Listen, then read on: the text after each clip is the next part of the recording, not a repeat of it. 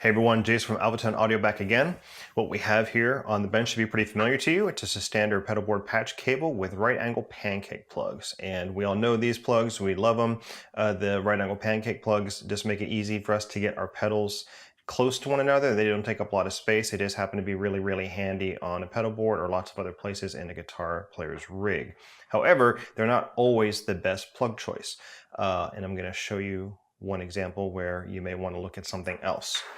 Let's say you go out and you pick up something like this, some type of switching system. It doesn't have to be this one, but basically looking at anything that has tons and tons of jacks on the back.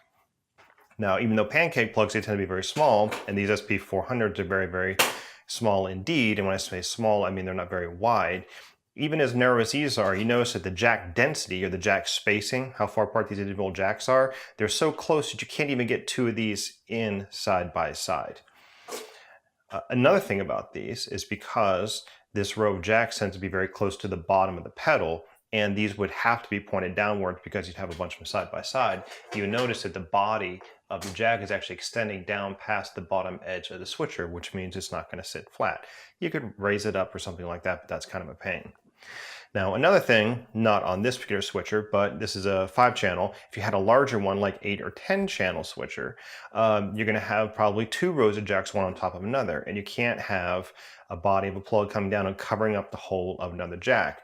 You could always maybe do the top where the cable comes up and then loop it back down or something like that, but I don't really like it whenever the cable comes up past the top of the unit because they're just kind of begging to be kicked and just get extra wear and tear. So if you have something like this, with a bunch of jacks on it and your pancake plugs aren't working for you, this is a perfect situation where you may want to go to a straight plug. So let's take a standard, good old-fashioned Neutrik NP2X. And these are good, but then the problem you're going to run into this way is if you go to a straight plug, then you're going to start to take a lot of depth. It means your switcher is going to actually start to become longer than a standard pedal would be.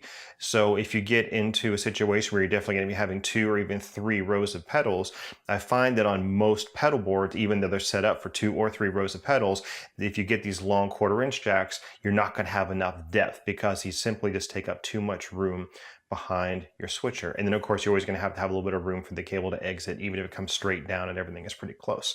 So what do you do in a situation like this? Well, we're going to be talking about straight plugs today, but we're going to be talking about a very special kind of straight plug. It's called a short body or a stubby 1/4-inch. I've got a few here, so let's take a look.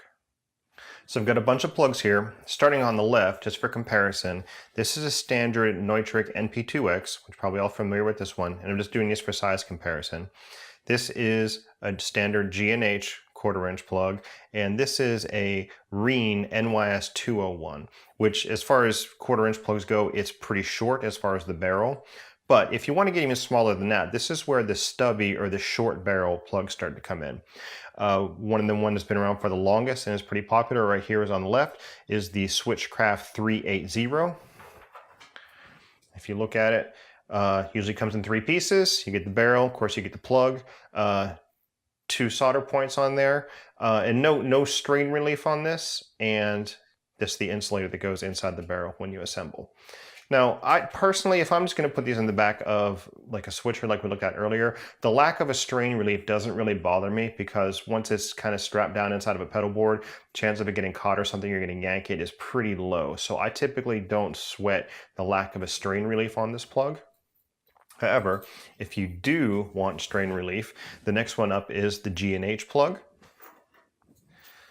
Looks like this, again, 3-piece plug. And you notice that this does have the standard crimp style strain relief on it.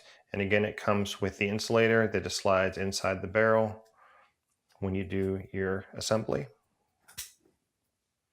That's that one. And last but not least, we have the brand new SPS from Kmmk. Once again, it's you get 3 pieces, a small insulator in there, barrel that just screws on, and this has strain relief as well in the form of these 2 screws on the other side of the body that basically just come in and clamp onto the outer jacket of the cable.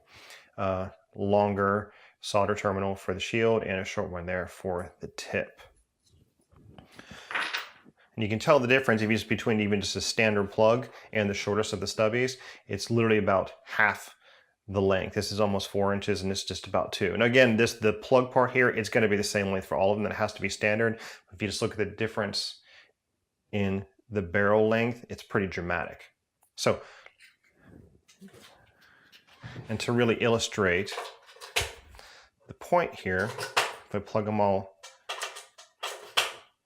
into the switcher next to each other, tell pretty dramatic space difference. That 2 inches in difference there, that could be the difference between everything fitting on your pedal board or not fitting on your pedal board. So again, the Stubby, there's 3 versions of this. I don't think there's any other ones I don't know about, but it's not too difficult to get your hands on these.